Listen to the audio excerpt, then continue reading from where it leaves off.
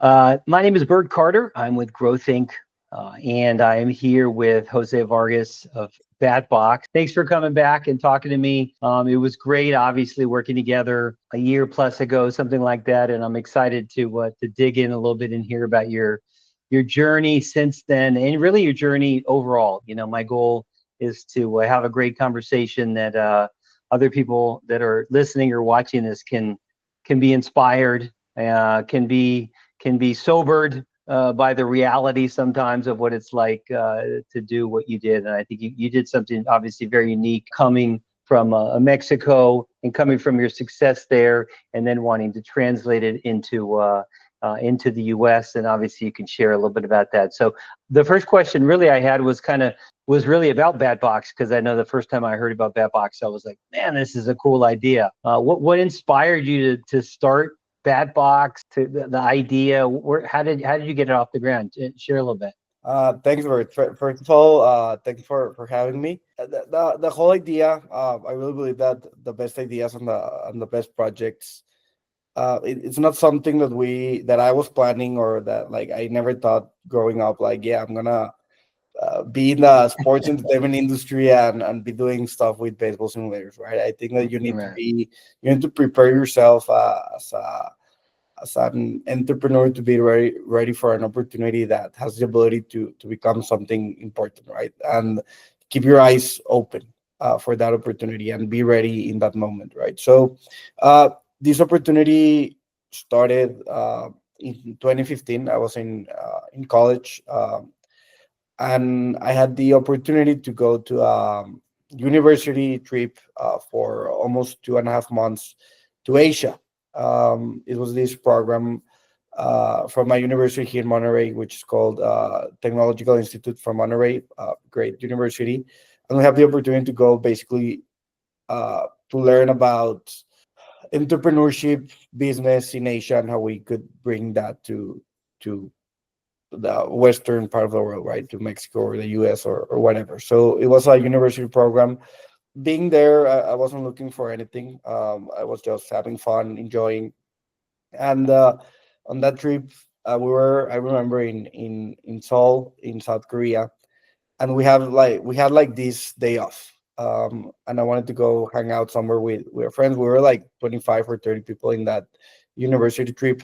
And we just wanted to hang out somewhere. So we went to a reception on our hotel, and we were like, where can we uh, play something or go have a drink, or something similar? And they said, like, well, in South Korea we have a lot of these places like in basements where you can play golf, and it's called screen golf. And we're like, that sounds awesome.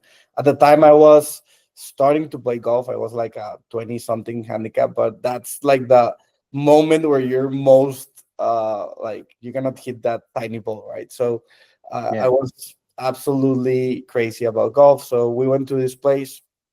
I literally googled it, and it was like there were all these places, maybe hundreds of these little placements in basements in South Korea that had screen golf.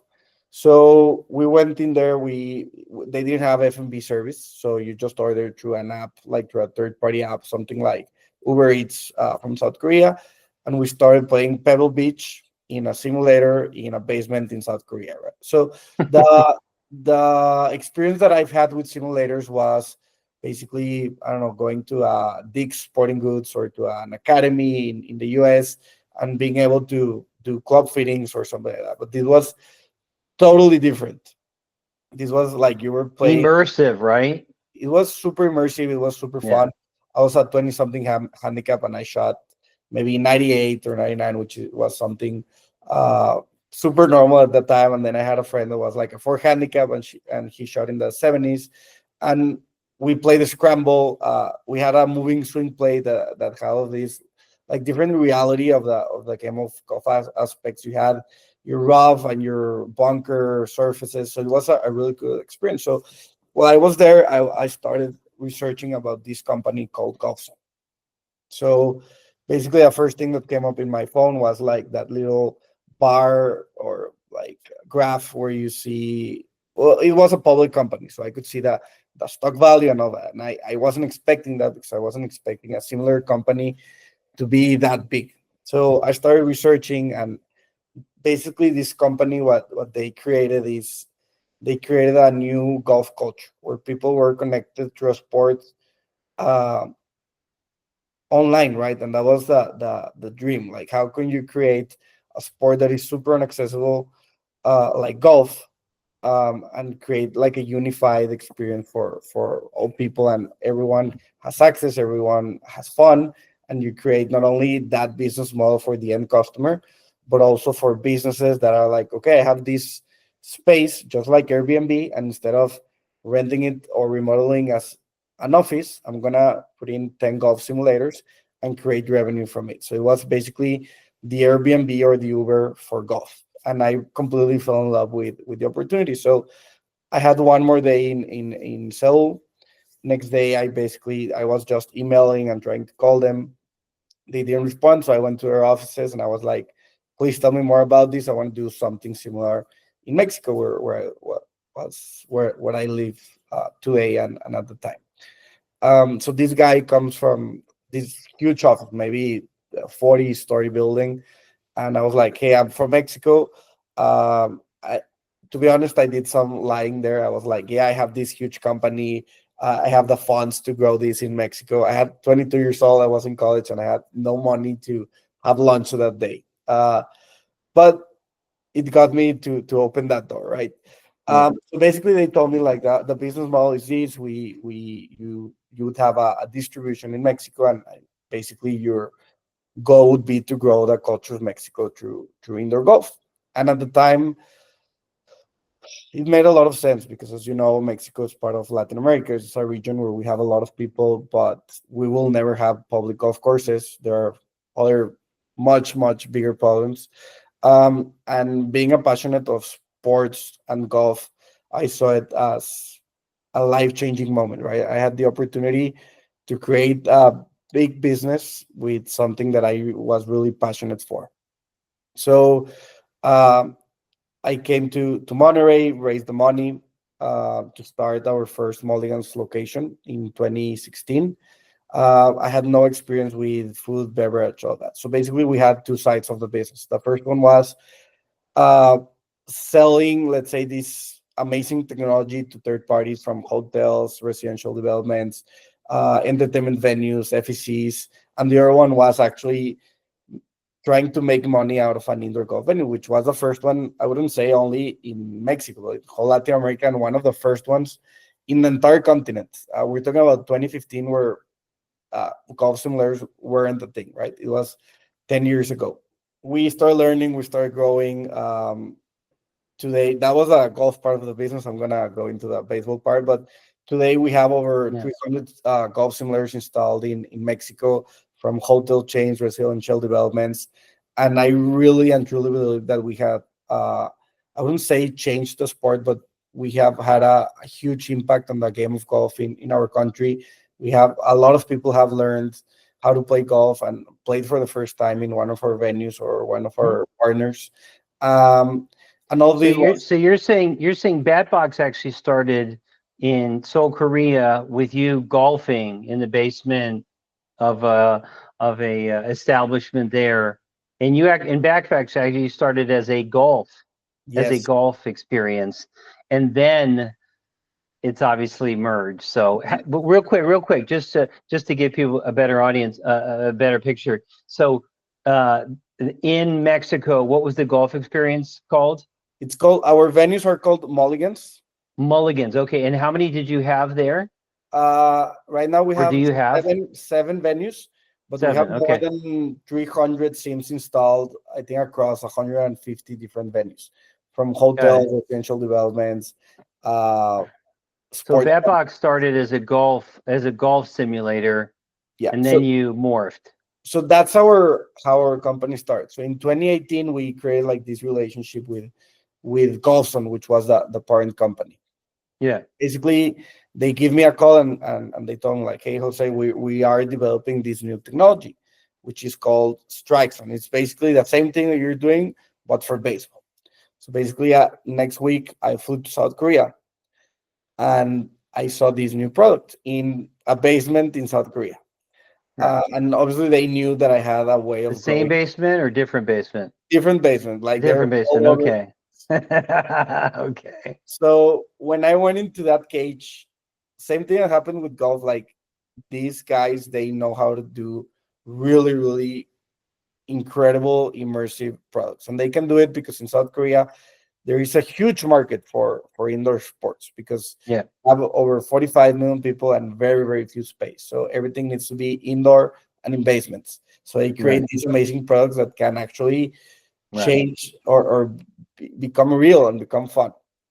So I went Yeah. with one of my best friends, um, and we played in the simulator for hours and hours, and we were playing 9 innings, and we were actually hitting a baseball coming at us at 50, 60 miles per hour.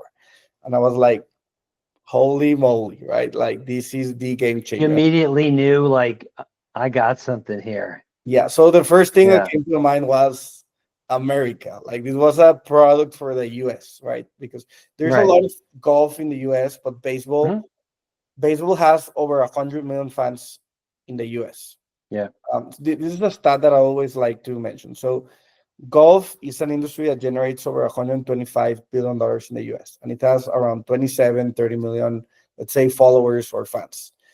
Baseball has over 100 million fans in the US, but they generate, let's say, between 10 and $15 billion per year. So it's, let's say, 10 times a smaller industry, and you've never would have imagined that. And the thing is that baseball doesn't have what other sports have. So if you want to spend your dollars in baseball, you can watch it on TV, you can go to a stadium and buy hot dogs or a jersey, or you can play in high school or where you're young and a young league. But there's really nothing that brings all the sport together. And another way, golf has golf travel, you have green fees, you have golf clubs, you have all of these huge industry around. So I really saw that potential of being that place that brings all of baseball together through a unified baseball ecosystem, which that is what we want to build. Somewhere where you Right. can say, hey, Bert, I haven't seen you in 3 years. Why don't we go and play on the Wednesday leagues at BatBox, right? That was actually my second question I was going to ask you was how did you go from obviously having your success and your initial businesses in Mexico to going, oh yeah, I should go into the US because that's, I mean, it's big and it's huge, but obviously it could also be Yeah. intimidating to go, well, where do I start? Well, how do I start? Well, right, because it's so huge. So obviously the fact that it was baseball made sense, right? You saw the opportunity and it made sense in the US. So how did you pick where to go, how to get started in the US? Like how did that come about? Initially, what we did is we signed the exclusive distribution contract for Mexico. We opened let's say our MVP, which was the first BatBox ever. So we created this indoor, or this sports bar with baseball simulators that we hosted corporate events and outings and all that. So we wanted to know that we had a unit economics that worked and that was scaled. Right, right. What And year was this? this was 2019. 19. Okay. 2019, we secured, let's say, the distribution for the US as well. So we wouldn't have any additional competitors. And we went out to look for money. Obviously, 7 months happened, and we had COVID throughout this. So Yeah. basically, during 2020, it was survival mode. We paused the fundraising. And after that, in 2021, I was trying to do everything on my own. So it's not that we didn't have a team. We were cutting half of the team in Mexico, and we didn't have no one in the US. So it was basically me against the world trying to raise money for indoor baseball in the US during Right. the pandemics, right? So it was like the odds were close to zero. I was emailing family offices, VCs, everything. And maybe I sent over 2,000 emails and got zero responses. After that, that's when I first got in touch with Growthink, right? I was like, okay, how do I so from that, I think at the moment where you're raising funds and you're just sending emails, it's not tangible, right? It's just something on your mind that you want to do. But when you put in the first a couple of thousands of dollars and say, okay, I want to create a plan to be able to do this, and I need to get I need to understand what our investors are looking for right now, during COVID, during this, during that. So Right. that was the first contact that we had with Growthink, and I think Mhm. that well, we worked together for a few months, and it's like, is this a viable opportunity? Does this make sense, right? Because in the mind of an entrepreneur, everything's possible, and you just believe your crazy idea. So, is this Yeah. viable, not only on a conceptual kind of way, but also in a financial way? Is it viable? What's the roadmap? What type of investors? What are they looking for? What type of Mhm. valuation are we talking about? Yeah. Um, how does it make Is sense? that why you reached out to Growthink to get that uh, kind of feedback, or is that ended up what you ended up getting as a part of kind of the process? Like, what were you Yeah, I think I had it remember that? on my mind, but it's not real. It's your beliefs, it's your Yeah. numbers, your Yeah. everything, right? So actually having the opportunity to go with industry experts and saying, hey, you are right or you are wrong, and this is the way, and this Mhm. is the evaluation, and this is the deck that we need to put together, and these are the financials, and this is your actual business plan to take it from $20 million to $500 million, right? So that's when you start thinking, okay, I do have something, I do have the backup of these industry experts, and it makes sense. It's sort of a validating your vision, Yeah. um, and having the right information and documents to support that vision. Yeah, I mean, and that's what I remember us doing, which was really going, okay, you have this idea. How do we justify it? How do we validate it? How do we affirm that the data is telling the same story, so that when you get approached by an investor and they're challenging your idea, your go-to-market strategy, you can be confident, like, no, no, no, this is what we're doing and why we're doing it and how we're doing it because of this, like giving you the data and the findings to be Correct. more confident, right? Yeah, and what I remember the most is like during all of these 2,000 emails, I think I did have maybe 5 or 6 meetings with investors in Mexico. Yeah. So there were three main things that were keeping them apart from the COVID and the pandemic. There were Yeah. several things that they were pointing, which the first one is you don't have a proof of concept in the US, right? So that was a little bit like the chicken and egg, right? I don't have Yeah. proof of concept because I need money. The Right. second one is you don't know how to operate in the US. Um, and the third one is, well, you still don't have any basically investors. So I remember coming up with this during our consulting period, and I was like, Yeah. to be able to raise capital, and this is an advice that I would give to all entrepreneurs, is you gotta end the no's. So every no that someone is giving you, they're right. Like they're right, and they're telling you that because of a reason. So your job is to, for your next meeting, even if it's with a different investor, say, how do I cross that point, right? Yeah. They're telling you, How do I answer that question?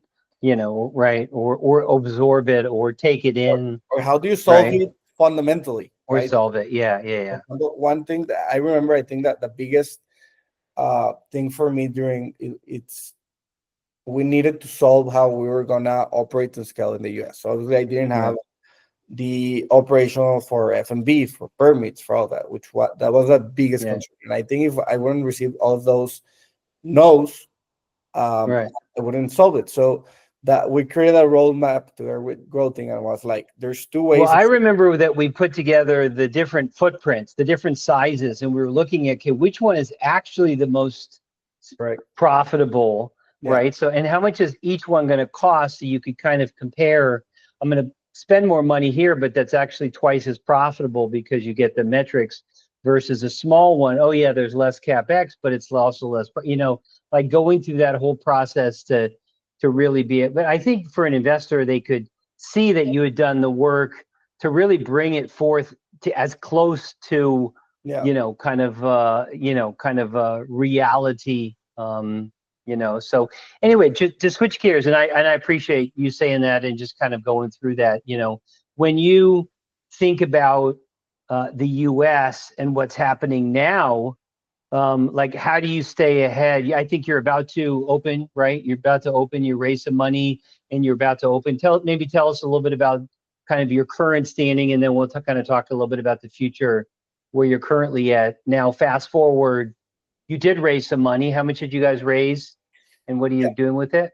So I want to tell a little bit about what happened after ending the consulting through the fundraising and today. So the main problem we had is that we have no operation or no one that could take care of that. So immediately after ending the consulting, that was my main point, like cross that factor. Yeah. So we ended up partnering with a great operator, and now my business partner, and which is a person that has years of experience, right?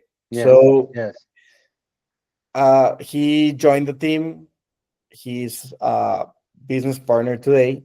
And after doing that move, everything just went quick. We ended up raising the money in the next 6 to 8 months because we had everything. We had the concept, we had the business model, we had that, but everything was based on who's gonna scale this with experience. So bringing that last person in that had that experience and that could kind of fit the final piece of the puzzle to a certain extent.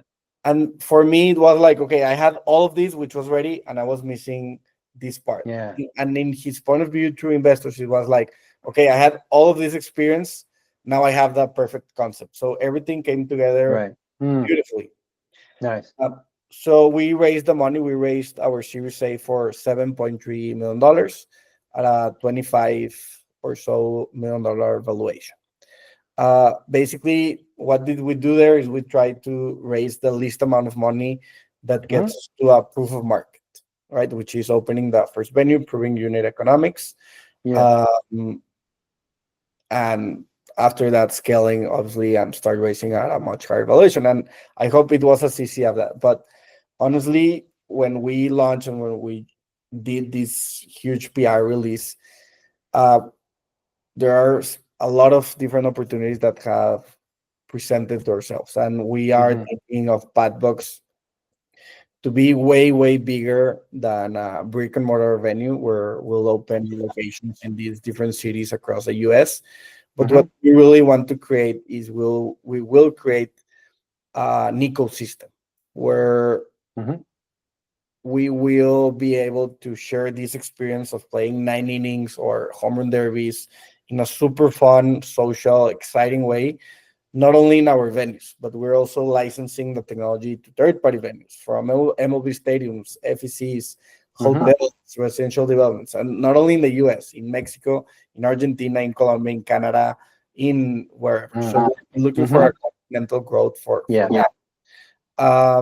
Through different business models. We're launching also another business model where we're not necessarily building a brick and mortar business, but also placing these simulators in existing venues. So the idea is to be able to have over 1,000 simulators installed in the next few years. All of this through our own developed technology, which will be BatBox technology, and create. So what's the end goal? Thinking in 2 years when we say, okay, we're going to have the BatBox national tournament, and we're going to look for the best 6-person team for a 9-inning ball game.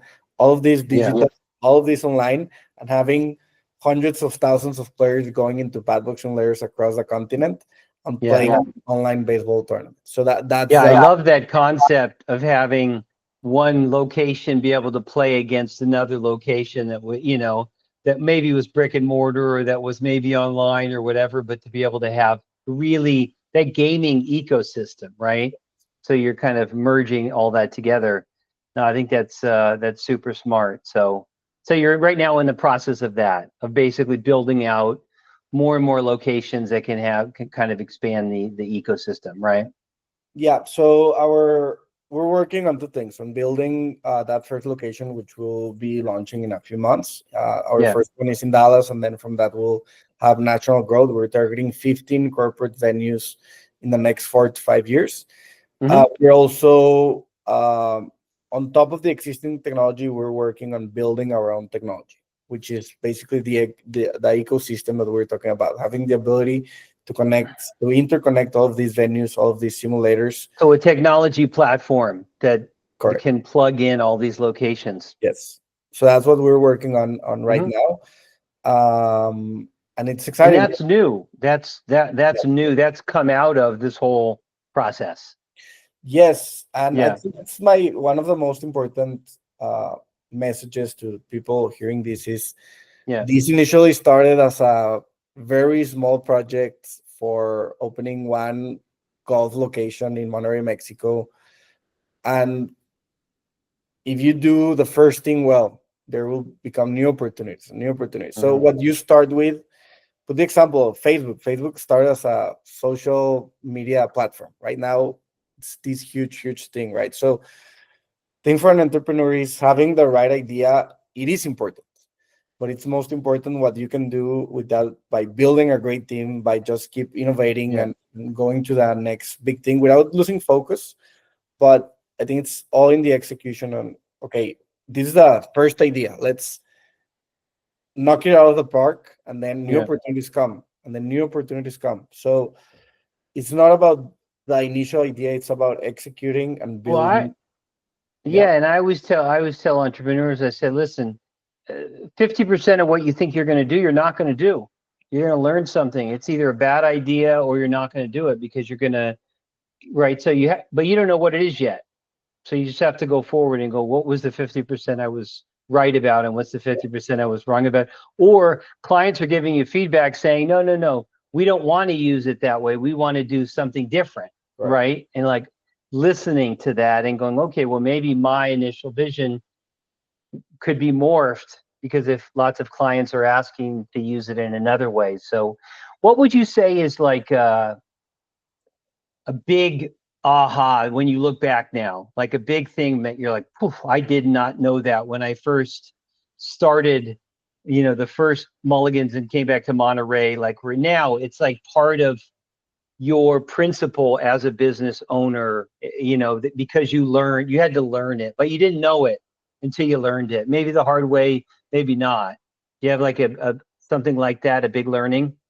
Yeah. Um, so I would have two main learnings. So the first one is um, the first 8 years we went without raising any capital.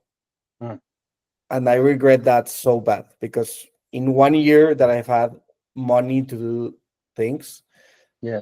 everything just goes exponential.